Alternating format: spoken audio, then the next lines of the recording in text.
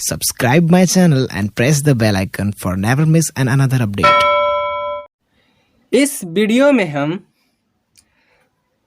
कक्षा 8 के अध्याय 2 बिहार बोर्ड का तड़ित और भूकंप प्राकृतिक के दो भयानक रूप के बारे में विश्लेषण करेंगे, यानी कि संपूर्ण अध्ययन करेंगे।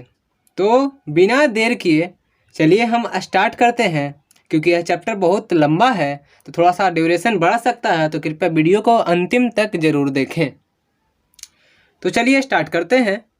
आप रोज की प्राकृतिक परिघटनाओं से परिचित ही हैं, पर कुछ घटनाएं हमारे जीवनचर्या पर गहरा प्रभाव डालती है। कुछ परिघटनाओं यथा पवन, चक्रवात, तूफान, बाढ़ आदि के बारे में आपने पिछले कक्षाओं में पढ़ा है। इन परिघटनाओं का मानव जीवन, संपदा, प्राकृतिक संसाधनों पर पड़ने वाले प्रभावों के बारे में जानकारी प्राप्त की, इनसे बचाव की तकनीकों को सीखा है। इन परिघटनाओं के दुष्परिणामों को कम करने की कोशिश लगातार चल रही है, जिससे कि धन एवं जन बोले तो जो जीवन है की हानि को कम किया जा सकता है। अब हम जानने का प्रयास करेंगे कि तड़ित और भूकंप कितनी विनाशकारी है। तड़ित और भूकंप कितने विनाशकारी प्राकृतिक परिघटना है, हम इनके बारे में जानकारी प्राप्त करेंगे और मानव जीवन पर पड़ने वाले दुष्प्रभावों को कम कैसे करें या कम कर पाने का हर संभव प्रयास हम करेंगे। तो देखिए, यह 2.1 पहला जो टॉपिक है आपका सो तड़ित है। क्या है? तड़ित जो बादल से जो गिरता है ना, जब आंधी पानी आता है तो उसके दरमियान जो बिजली तड़कता है उसी को हम तड़ित कहते हैं। आपने पोल समझते हैं ना, बिजली के खंभे में लगे बिजली के तारों के बीच हिलने डुलने के कारण चमक एवं कड़कड़ाहट उत्पन्न होते देखा होगा। जैसा कि घर में भी कभी कभी ढीले प्लगों को खोलते और लगाते समय स्पार्क यानी कि के कारण चिंगारी उठते हुए देखा होगा। जब आप प्लग घर में जो लगाते हैं तो उसमें आपको चिंगारी दिखाई देता होगा। उसी प्रकार क्या आपने अक्सर अंधेरा में ऊनी और पॉलिएस्टर कपड़े उतारते समय चिट चिट की आवाज़ सुनी होगी या छोटी छोटी चिंगारी देखी हैं। क्या आपने अपने हाथों पर प्लास्टिक का स्केल रगड़कर कागज़ के छोटे छोटे टुकड़ों में उसे सटाकर देखा है? यदि नहीं तो उसको देखिए। प्रश्न उठता है कि आखिर ये कागज़ के छोटे टुकड़े क्यों सटे? बताइए। जब हम हाथ को इस तरह से स्पर्श करते हैं और जब ढेर सारी गर्म हो जाता है तो इसको जब हम छोटा सा कपड़ा यहाँ पास कागज का अगर रखते हैं तो ऐसे सट जाता है। आखिर ऐसा क्यों? कपड़े उतारते समय चिंगारी क्यों निकलती है? आकाश में विशाल स्तर की चिंगारियाँ क्यों दिखती है? तड़ित भी एक विशाल स्तर की चिंगारी है। जो तड़ित है ना, ठनका जिसको बोलते हैं हम लोग बिहारी भाषा में, वह भी एक चिंगारी है। विशाल है लेकिन बड़ा है। तो अब जानते हैं यहाँ ये कि प्राचीन काल में लोग इन चिंगारियों को, जो प्राचीन काल के समय में लोग इन चिंगारियों के कारणों को नहीं जानते थे और इसे प्रकृति का प्रकोप समझते थे। क्या समझते थे? प्रकोप समझते थे। यह अंधविश्वास में भयभीत रहा करते थे। हम अनेक क्रियाकलापों द्वारा यह जानेंगे कि रगड़ से विद्युत पैदा होती है और संपर्क में नहीं रहने के बाद भी एक वस्तु से दूसरी वस्तु की ओर प्रवाहित होती है। इस प्रवाह को विद्युत उत्सर्जन कहा जाता है। इस प्रवाह को क्या कहते हैं? तो विद्युत उत्सर्जन कहते हैं, जिस कारण तीव्र प्रकाश चिंगारी के रूप में उत्पन्न होता है। सर्वप्रथम देखिए, एक कहानी आपको सुनाते हैं जिसमें बुक से ही है कि सर्वप्रथम अमेरिकी वैज्ञानिक बेंजामिन फ्रैंकलिन, क्या है, सर्वप्रथम किसने खोज किया था? बेंजामिन फ्रैंकलिन ने बादलों में रगड़ के कारण उत्पन्न होने वाले विद्युत की उपस्थिति को दर्शाया था। बेंजामिन फ्रैंकलिन जो थे वो सबसे पहले यह तर्क दिए थे कि बादल में जो है से आवेश होता है, तो उन्होंने अपने पतंग में नुकीला चालक लगाया, नुकीला कोई सुई लगाया जो धातु का हो, और पतंग की डोर रेशम की थी, और जो पतंग का डोर था उस सुई से लगे हुए रेशम का था। नीचे डोर में एक धातु की चाबी बांध दी। पतंग जब बादल के पास गया तो वहां से विद्युत आवेश नमी युक्त रेशम के धागे से संचारित होकर चाबी में आया। यानी कि नीचे पतंग के जो डंटी था जिसमें हम पतंग उड़ाते हैं वहां पर एक चाबी लगा दिया, और उसके भींगा रेशम के कारण उसमें जो करंट आया उसके चाबी तक आया। जब बेंजामिन उस चाबी के समीप अपने अंगुली ले गए तो उन्हें झटका लगा और चिंगारी दिखी। यह अब तक पहली बार साबित हुआ कि आकाश में कड़क बिजली के कारण ही होती है और वह जमीन पर लाई भी जा सकती है। परंतु आपको यह प्रयोग कदापि नहीं करना है, क्योंकि पतंग से होकर बिजली की अत्यधिक मात्रा भी आ सकती है जिससे आपका जान भी जा सकता है। तो वही काम किए थे बेंजामिन को जो प्रयोग था उसके दूसरा रूसी वैज्ञानिक जो थे फिर से किए थे। देखिए आगे है कि बेंजामिन के प्रयोग को आजमाने के लिए रूसी वैज्ञानिक कौन थे? रूसी वैज्ञानिक रिचमैन। कौन? रिचमैन। पहला प्रयोग किसने किया था? बेंजामिन फ्रैंकलिन ने। और दूसरा जो प्रयोग था, कहें कि हम नहीं मानेंगे भाई, ये कैसे हो सकता है कि बादल में जो है से आवेश होता है। तो उन्होंने क्या किया, रूसी वैज्ञानिक रिचमैन ने, कि इस प्रयोग को दोहराया। बट उन्होंने गलती क्या किया कि उन्होंने जब काला बादल था तब प्रयोग किया था। उनकी पतंग ने विद्युत की अत्यधिक मात्रा को खींच लिया, क्योंकि वह उस समय आंधी बहुत तेज था और बादल जो है काला था, काला में ज़्यादा आवेश होता है, खींच लिया, जिसके झटके से रिचमैन फौरन स्वर्ग सिद्धार हो गए। यानी कि जैसे ही उन टच किए चाबी में वह जो है से मर गए, यानी कि स्वर्ग सिद्धार हो गए। परंतु इस बलिदान ने तड़ित चालक की आवश्यकता और आविष्कार को सोच को जन्म दे दिया, इसी आविष्कार ने। आगे देखिए 2.2 यानी टॉपिक दूसरा है कि रगड़ से आवेश, यानी कि जब हम रगड़ते हैं तो आवेश कैसे होता है। तो इसको हम एक क्रियाकलाप द्वारा समझेंगे, एक्सपेरिमेंट के द्वारा समझेंगे। आप अपने एक मित्र अथवा भाई को जाड़े की शुष्क रात में स्वेटर पहनाकर प्लास्टिक की कुर्सी पर बैठाइए, उसे चप्पल भी पहने रहने को कहिए। अब सूखी गमछी अथवा तौलिया से कुर्सी को पीठ को धीरे धीरे पीटिए या रगड़िए।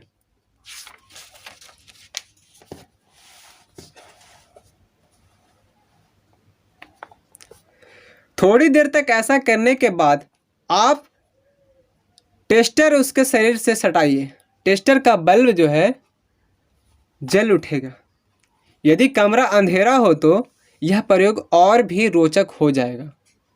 यदि आप उसके शरीर के पास अंगुली ले जाएंगे तो नीली अभाव युक्त चिंगारी दिखेगी और चिट चिट की आवाज़ भी होगी।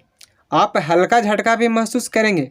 ऐसा विद्युत आवेश का आपके शरीर की और प्रवाह के कारण होता है। देखिए एक सावधानी बोल रहा है कि कुर्सी के पीठ को अत्यधिक देर तक मत पीटिए या मत रगड़िएगा, इससे अत्यधिक आवेश यानी कि ज़्यादा आवेश का भय रहता है।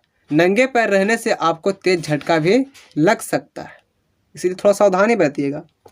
आपने कभी सोचा है कि जब आप अपने हाथ टीवी स्क्रीन के पास ले जाते हैं तो आपके रोए जो है से क्यों खड़े हो जाते हैं? देखिएगा जब टीवी चालू में नहीं ऐसा प्रयोग कीजिएगा। जैसे टीवी देर जब चालू रहे उसके बाद जब बंद करके उसको डिस्प्ले के पास जब उसको कीजिएगा हाथ टच, तो आपके रोए खड़ा हो जाएगा।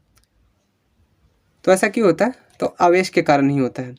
अब क्रियाकलाप 2, एक्सपेरिमेंट नंबर 2 के हम करके देखते हैं। निम्नलिखित तालिका में दी गई वस्तुएं तथा पदार्थ एकत्र कीजिए। ये जो तालिका दी है उसका पदार्थ और वस्तुओं को एकत्रित करना है। उस वस्तु के नाम के सामने अंकित पदार्थ से रगड़कर आवेशित कीजिए और अपने अवलोकन को नोट कीजिए। आप इस तालिका में और भी वस्तुएं तथा पदार्थ जोड़ सकते हैं। ठीक है, तो कह रहा है कि वस्तु जिससे रगड़ना है और पदार्थ जिस पर रगड़ना है, जिससे रगड़ना है और जिससे रगड़ाना है। ठीक है ना, जैसे खाली रिफिल लीजिए और पॉलीथीन, ऊनी कपड़ा, तौलिया पर रगड़िए, तो उसमें क्या होता है, कागज के टुकड़े अन्य छोटे कण, भूसी आदि को आकर्षित करती है। हाँ या नहीं? तो बिल्कुल करती है, वह गर्म होकर आकर्षित कर लेगी। जैसे आप कस के रगड़िएगा और उसके बाद कागज का छोटे छोटे टुकड़ा रखिएगा ना, तो उसको लगाइएगा, पेन को नज़दीक ले जाएगा तो सट जाएगा। आवेशित, अनावेशित, बोल रहा है कि क्या यह आवेशित है या अनावेशित है, तो क्या सट गया तो क्या है, आवेशित है। इसी तरह आगे है गुब्बारा, रबड़, स्टील का चम्मच, सब से अगर रगड़ते हैं तो यह लगभग में आपको हाँ ही मिलेगा, क्योंकि सब में आवेश लगभग होगा। ठीक है, अब आप इस बात के लिए उत्सुक होंगे, कि सभी आवेश एक ही प्रकार के हैं या अलग अलग, और इसे किस प्रकार जाने। तो तालिका में अंकित कुछ वस्तुओं को दिए गए पदार्थों से रगड़कर आप इन तथ्यों को समझ सकते हैं। यदि वातावरण आर्द्र है, यानी कि नम है, भींगा हो तो ऐसा प्रयोग सफल नहीं हो पाएगा। ये तभी होगा जब सूखा मौसम हो। ठीक है, अब आगे चलते हैं क्रियाकलाप 3 में। अब एक्सपेरिमेंट नंबर 3 देखते हैं, गुब्बारों पे करते हैं। 2 गुब्बारों को फुलाकर धागे से बांधकर इस प्रकार लटकाइए कि ये आपस में सटे नहीं, अर्थात इनके बीच थोड़ी दूरी बनाए रखिए। अब इन गुब्बारों को पॉलीथीन अथवा ऊनी कपड़े से रगड़िए और छोड़ दीजिए। आप देखेंगे कि गुब्बारे एक दूसरे को प्रतिकर्षित करती है, यानी कि दूर भेजता है, हटता है एक दूसरे से। आइए इस क्रिया को बेकार रिफिल पर दोहराएं। अब खराब रिफिल पेन का है और उस पर दोहराना है। एक कांच की सूखी गिलास लीजिए, इसका उपयोग स्टैंड की तरह करते हुए एक बेकार रिफिल को पॉलीथीन से रगड़कर इसमें रखिए। ध्यान रहे कि रगड़ी गई रिफिल को हाथ से न छुएं। अब दूसरी रिफिल पॉलीथीन से रगड़कर उसके पास लाइए। आपने अवलोकन को नोट कीजिए, क्या रिफिल एक दूसरे को प्रतिकर्षित करती है। पुनः एक रिफिल को रगड़कर गिलास में रखिए और अब एक बैलून जो रिफिल से अलग पदार्थ की बनी है तो पॉलीथीन अथवा ऊनी कपड़े से रगड़िए और उस गिलास में रखे आवेशित रिफिल के पास लाइए। क्या आप पाते हैं कि ये दोनों एक दूसरे को आकर्षित करेगा, ये दोनों एक दूसरे को अट्रैक्ट करेगा।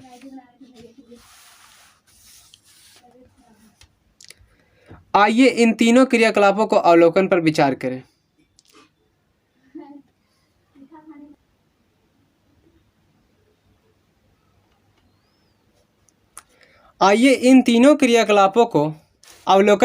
करें।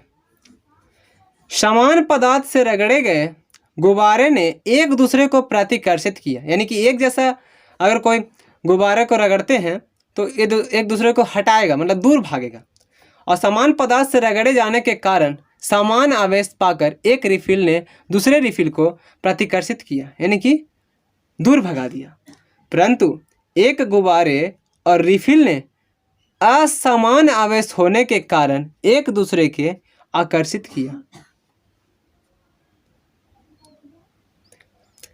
क्या अब हम यह कह सकते हैं कि आवेश 2 प्रकार के होते हैं और यह निर्णय ले सकते हैं कि असमान आवेश एक दूसरे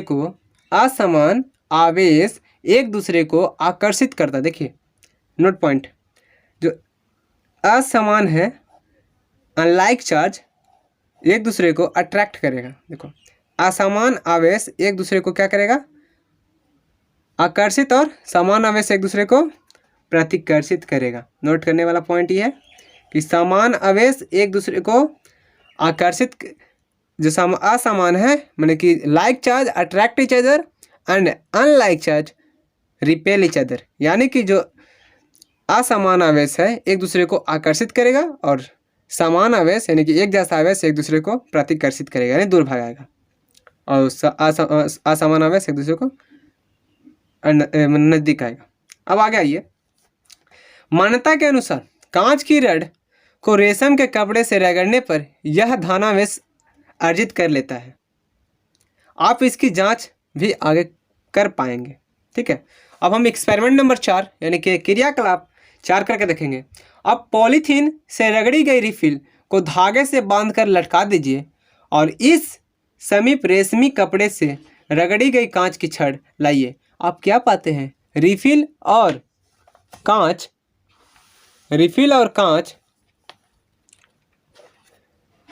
की छड़ ने एक दूसरे को आकर्षित किया। देखिए यहाँ, अब आप कह सकते हैं कि रिफिल पर ऋणावेश है।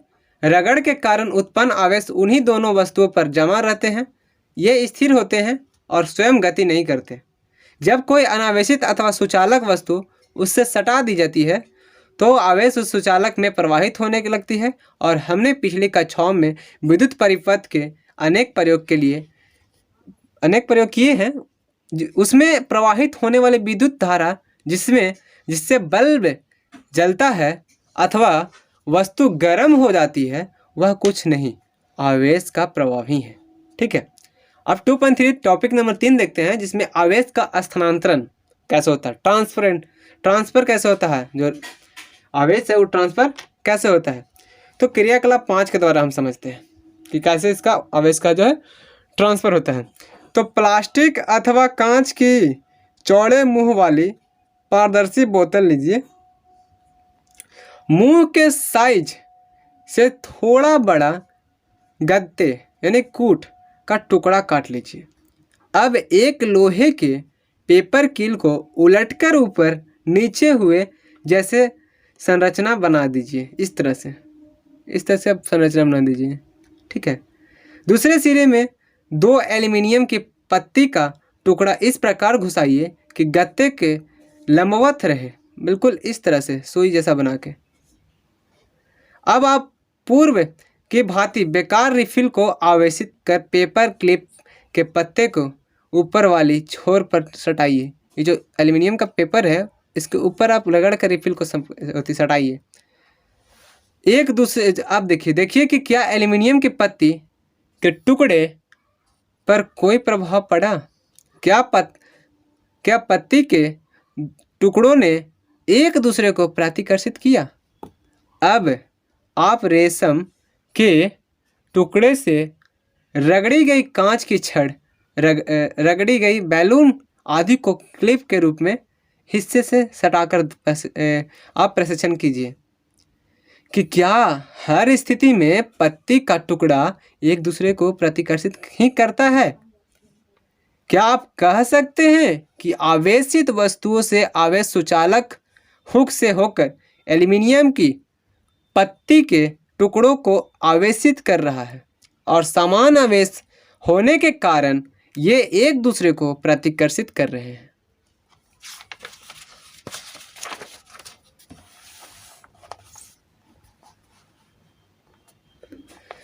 कोई वस्तु आवेशित है अथवा नहीं, इसकी जांच करने के लिए बनाई गई इस युक्ति को विद्युतदर्शी कहते हैं। जो अभी हम देखें ना पीछे, इसे हम विद्युतदर्शी कहते हैं।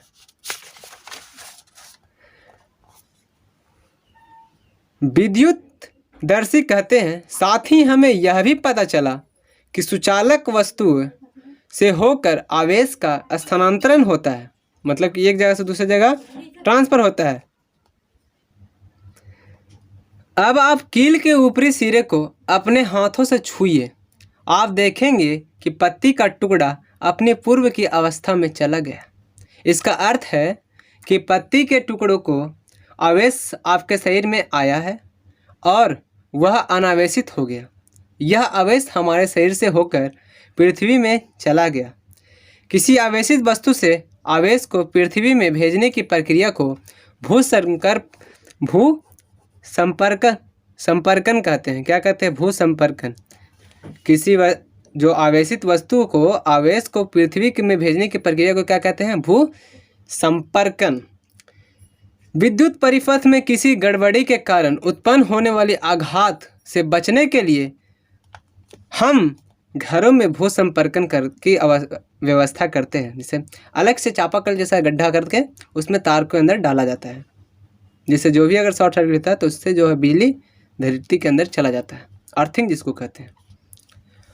आगे आइए, चौथा टॉपिक है आपका तड़ित को जानिए। अब हम तड़ित को जानते हैं। तड़ित क्या है, इसका तो आविष्कार बेंजामिन फ्रैंकलिन ने कर दिए थे। तो हमने पिछली कक्षा में पढ़ा है कि तूफान के समय हवाएं तेज गति से ऊपर की ओर उठती है जाती है तथा वर्षा की बूंदें नीचे की ओर जाती है। संघनित जलवाष्प बादल के रूप में रहते हैं। हवा से रगड़ के कारण आवेश का पृथक्करण यानी कि अलग अलग होता है। बादल के नीचे हिस्से में अत्यधिक मात्रा में आवेश जमा हो जाता है, जिसे रिचमैन ने किए थे ना, तो स्वाहा हो गए। ठीक उसी तरह धरती के ऊपर हवा भी आवेशित होता है। जब संचित आवेशों का परिमाण अत्यधिक हो जाता है तो धनावेश और ऋणावेश के बीच विद्युत प्रवाह के कारण चमकीली धारियाँ दिखती है और तीव्र ध्वनि सुनाई पड़ती है। इसे हम तड़ित कहते हैं। आवेशों को मिलने तथा पृथ्वी तक आ जाने की इस क्रिया को विद्युत विसर्जन कहते हैं। देखिए ये दोनों प्लस माइनस है, इसे टकराया तो इससे बिजली उत्पन्न हुआ जो पहाड़ पर गिरा। ऊपर बादल धनावेश, नीचे वाला ऋणावेश, दोनों मिलकर टकराया तो क्या हो गया, बिजली पैदा हुई और ठंडा गिर गया। अब आगे आइए, हम तड़ित से सुरक्षा के बारे में कुछ जानते हैं, कुछ महत्वपूर्ण बातें जानते हैं। टॉपिक ऐसे 5 है, 2.5। अब कहा तड़ित से सुरक्षा। तड़ित झंझा मतलब बरसात अथवा तूफान के समय खुला स्थान सुरक्षित नहीं होता है। यानी तड़ित और बारिश के समय खुला स्थान जो है से सुरक्षित नहीं होता है। किसी घर अथवा छत के अंदर की जगह ही सुरक्षित होती है। यदि आप किसी बस, कार आदि में यात्रा कर रहे हो तो उसकी खिड़कियां, दरवाजे आदि बंद कर उसके अंदर रहना ही सुरक्षित स्थान है। बाहर निकलना सुरक्षित स्थान नहीं है। खुले मैदान में नहीं रहिए। मकान की खुली छत, खेत अथवा बड़े वृक्षों के नीचे ना ही रहिए। यदि आप बगीचे अथवा जंगल में ही हैं तो छोटे वृक्षों के नीचे शरण ले सकते हैं। यदि खेतों में हैं और वहाँ कुछ वृक्ष हैं तो वृक्षों के नीचे रहने से बेहतर खुले मैदान में लेट जाना है अथवा सिकुड़ कर उकड़ू बैठना अच्छा है। उकड़ू मतलब होता है कि गुट्ठी को सटाकर, जो अपने गुट्ठी होता है ना फुट, उसको सटा कर बैठना, बिल्कुल मुर्गा बनकर। बिजली अथवा टेलीफोन के तारों या खंभों से दूरी बनाकर रखना चाहिए। आप जानते हैं कि तड़ित एक विद्युत विसर्जन है। ठीक है, तड़ित क्या है, विद्युत विसर्जन है। किसी भी बिजली से चलने वाले उपकरणों के प्रयोग से बचना चाहिए। अधिक सुरक्षा हेतु टीवी, कंप्यूटर आदि के प्लगों यानी प्लग जो होता है को निकाल देना बेहतर होगा। झांझा के समय यानी बारिश के समय नदी, तालाब आदि में स्नान करना खतरनाक हो सकता है, क्योंकि बिजली गिरा तो बहुत ज़्यादा वोल्टेज करता है, उससे आपकी जान भी जा सकती है। वातावरण शांत होने पर ही सुरक्षित स्थान से बाहर आना चाहिए, नहीं तो वहीं पसरना चाहिए। अब टॉपिक 6 कहता है कि तड़ित चालक। ऊंची इमारतों, चिमनियों, भवनों एवं अन्य बड़ी संरचनाओं को तड़ित के प्रभाव से बचाने की सरल एवं कारगर युक्ति तड़ित चालक है। कौन सा है? तड़ित चालक। आपने आवेशों के भूसंपर्कन के बारे में जान लिया है।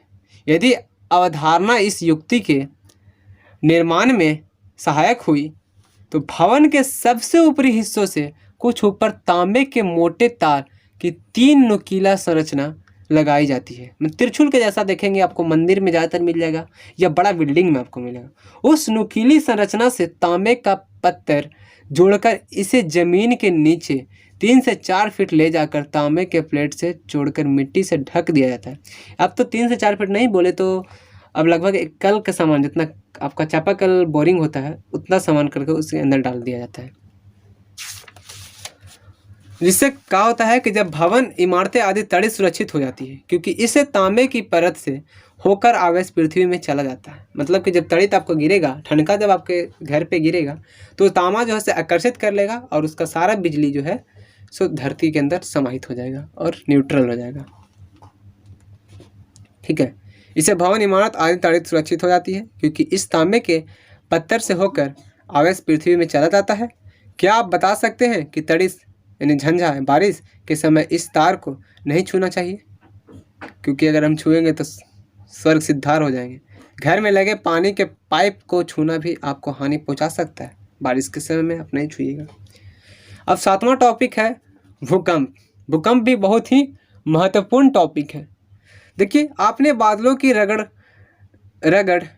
गड़गड़ाहट देखिए, आपने बादलों की गड़गड़ाहट, झंझा यानी कि बारिश, तड़ित, चक्रवात, तूफान, बाढ़, भूकंप, भूस्खलन, हिमपात आदि प्राकृतिक परिघटनाओं के बारे में जानकारी प्राप्त कर ली है। उपयुक्त परिघटनाएं मानव सभ्यता को व्यापक हानि पहुंचाती रहती है। इन सब से अतिरिक्त भी कुछ प्राकृतिक परिघटनाएं हैं।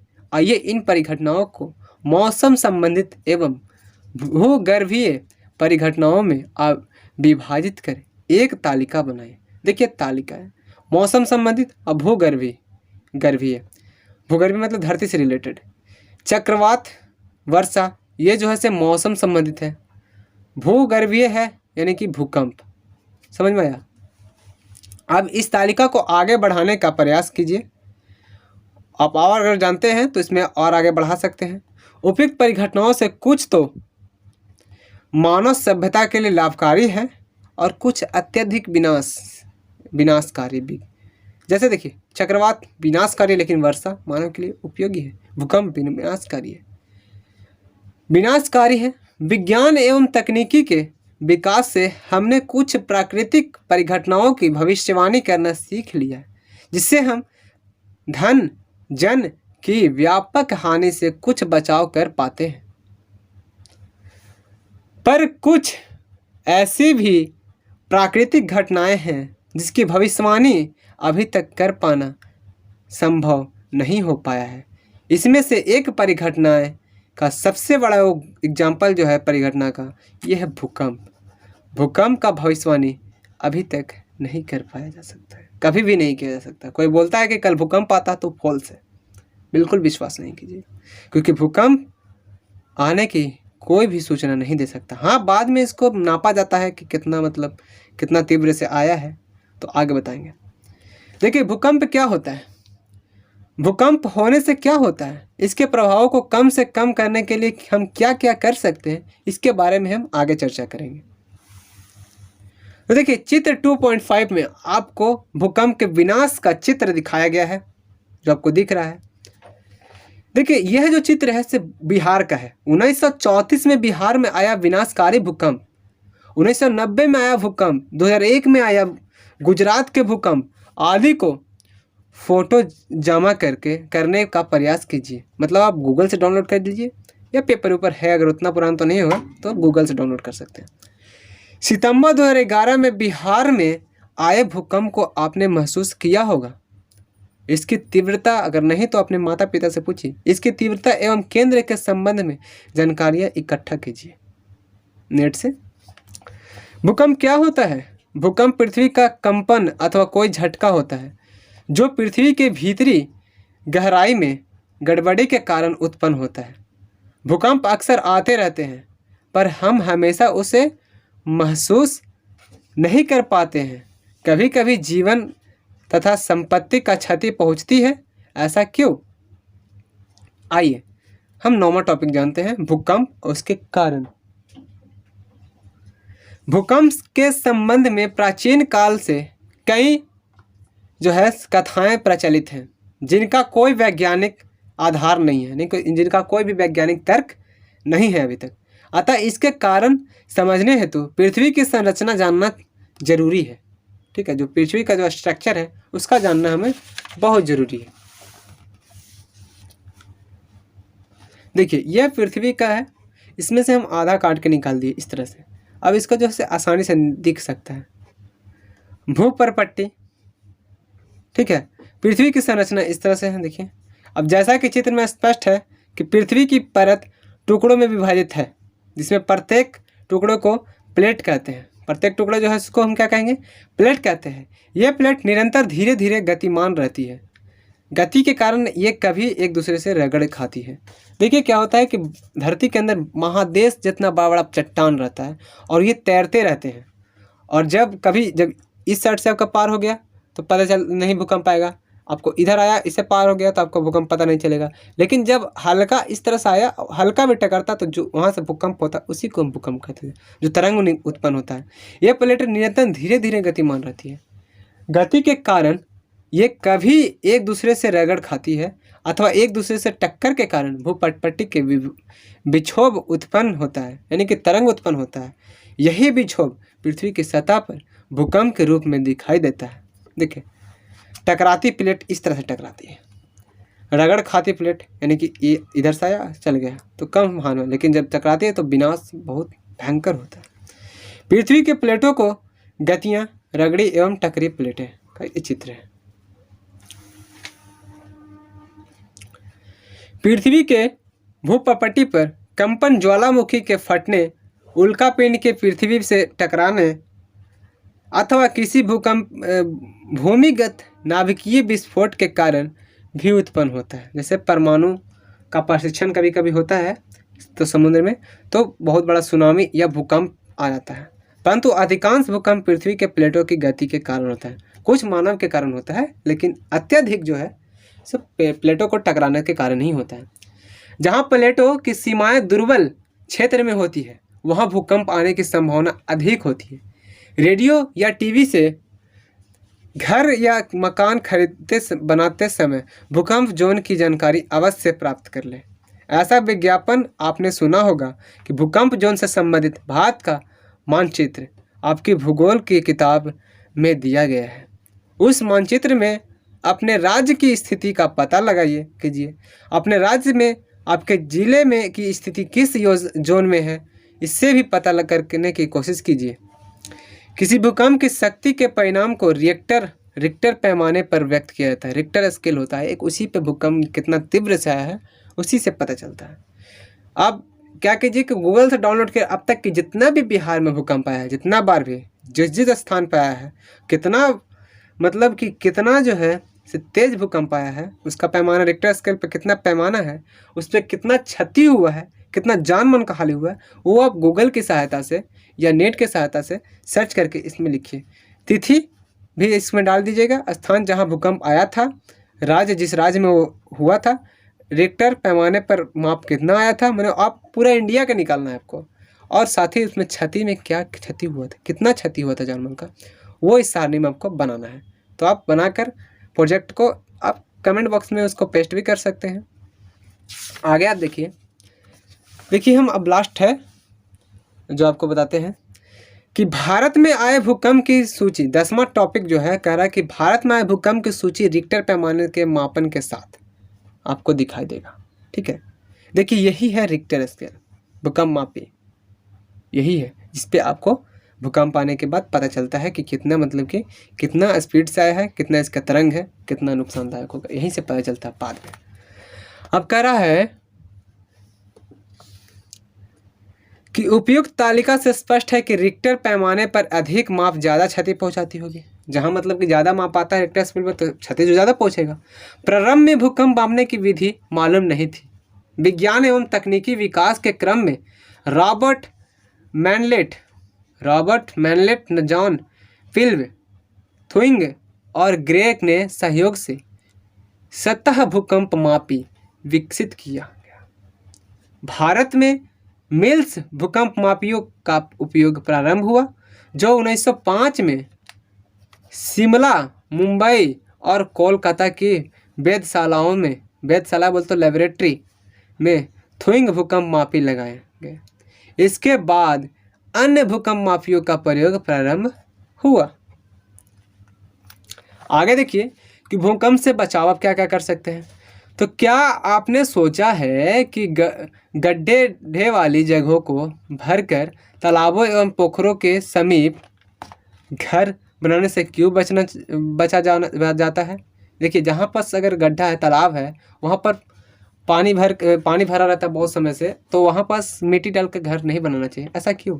क्योंकि भूकंप आने पर इन स्थानों पर बने घर जल्दी गिरते हैं, अथवा क्योंकि वह नीचे तो मिट्टी उतना दबा हुआ नहीं ना रहता है, उसको पहले ही भर दिया गया तो मिट्टी फफोलेदार होगा, इसके कारण वह धंस जाता है, इसके कारण नहीं बनना चाहिए। भूकंप रोधी घरों को बनाने की तकनीक की विकसित हुई है, जिसके अनुसार घर बनाकर भूकंप के व्यापक प्रभाव से बचा जा सकता है। इसके अलावा हमें भूकंप से बचाव के लिए आवश्यक सावधानियां बरतनी चाहिए। यदि आप घर के अंदर हो तो किसी मजबूत चौकी अथवा पलंग के नीचे झटकों के रुकने तक छिपे रहिए। संभव हो तो अपने सर के ऊपर तकिया आदि जैसा चीज़ों रख लीजिए तथा घर के कोने में खड़े हो जाइए। भारी वस्तुओं से दूर हटकर रहने का प्रयास कीजिए ताकि वे वस्तुएं आपके ऊपर गिरे ना। यदि आप घर से बाहर हो तो भवनों, बिजली के तारों और वृक्षों से दूर खुले स्थान में लेट जाइए। यह टॉपिक यहीं समाप्त होता है। अब आइए हम कुछ इसके स्पेलिंग और हमने क्या सीखा उसके बारे में जानते हैं। तो देखिए, भूप्रपट्टी यानी अर्थ क्रस्ट, भूकंप अर्थक्वेक, तड़ित लाइटनिंग तड़ित चालक लाइटनिंग कंडक्टर, विद्युतदर्शी, देखिए विद्युतदर्शी इलेक्ट्रोस्कोप, आवेश स्थानांतरण ट्रांसफर ऑफ चार्ज। देखिए ध्यान से, भूप्रपट्टी को इंग्लिश में हम अर्थक्वेक क्रस्ट कहते हैं, ठीक है, अर्थ क्रस्ट, और भूकंप को हम अर्थक्वेक कहते हैं। भूप्रपट्टी को अर्थ क्रस्ट, भूकंप को अर्थक्वेक, तड़ित को लाइटनिंग, तड़ित चालक को लाइटनिंग कंडक्टर, विद्युतदर्शी को इलेक्ट्रोस्कोप, आवेश स्थानांतरण को ट्रांसफर ऑफ चार्ज। तो हमने क्या सीखा? वस्तुओं को आपस में रगड़कर आवेश किया जा सकता है। क्या सीखा? वस्तुओं को आपस में रगड़कर क्या किया जा सकता है? आवेश किया जा सकता है, यानी आवेश उत्पन्न किया जा सकता है। आवेश दो प्रकार के होते हैं, कौन कौन? धनावेश एवं ऋणावेश। सजातीय आवेश एक दूसरे को क्या करता है? विकर्षित करता है, तथा विजातीय आवेश एक दूसरे को आकर्षित करता है। यानी कि like charge unlike charge attract each other, like charge repel each other, ठीक है। रगड़ द्वारा उत्पन्न विद्युत आवेशों को स्थित आवेश कहते हैं। जब आवेश गति करते हैं तो विद्युत धारा बनती है। बादलों तथा पृथ्वी अथवा विभिन्न बादलों के बीच विद्युत विसर्जन के कारण तड़ित उत्पन्न होता है, यानी कि रगड़ के कारण जो है ठनका गिरता है। तड़ित जीवन तथा संपत्ति को नष्ट करते हैं। तड़ित चालक घरों को तड़ित के प्रभाव से बचा जा सकता है, जो बताए थे त्रिशूल वाला, एल्युमिनियम का पत्थर ऊपर कॉपर का अगर पत्थर लगा दिया जाता है और भूस्खलन धरती के अंदर लगाया जाता है तो उससे बचा जा सकता है। पृथ्वी के अचानक कांपने अथवा थरथराने को भूकंप कहते हैं। भूकंप कहते किसको? तो पृथ्वी के अचानक, को पता तो कर नहीं सकते हैं, तो अचानक कांपने अथवा थरथराने को भूकंप कहते हैं। भूकंप आने की भविष्यवाणी संभव नहीं हो सकता, इसलिए कोई भी अगर न्यूज चैनल कुछ भी आपको भड़काता है कि भूकंप आने वाला है कल, तो कदापि वह गलत है, क्योंकि भूकंप को भविष्यवाणी कभी नहीं किया जा सकता। अभी तक ऐसा कोई संभव तकनीक नहीं उत्पन्न हुआ है, बनाया गया है, जिससे कि भूकंप को पूर्व ज्ञान हो सके। भूकंप से बचाव के लिए आवश्यक सावधानी बरतनी चाहिए, समझे? जो बताए गए हैं, आपको पीछे बताए थे कि चौकी के नीचे झुक जाना चाहिए, घर के कॉर्नर में किताब या तकिया लेकर खड़ा रहना चाहिए, भारी वस्तुओं से दूर हट कर रहना चाहिए, और जब खेत में फंस जाते हैं तो आपको खाली स्थान में रहना चाहिए, पेड़ पौधे, बिजली के खंभे सबसे बच कर रहना चाहिए। तो आज के लिए इतना ही, धन्यवाद। मिलते हैं अगला वीडियो में इसके सवाल और जवाब के साथ।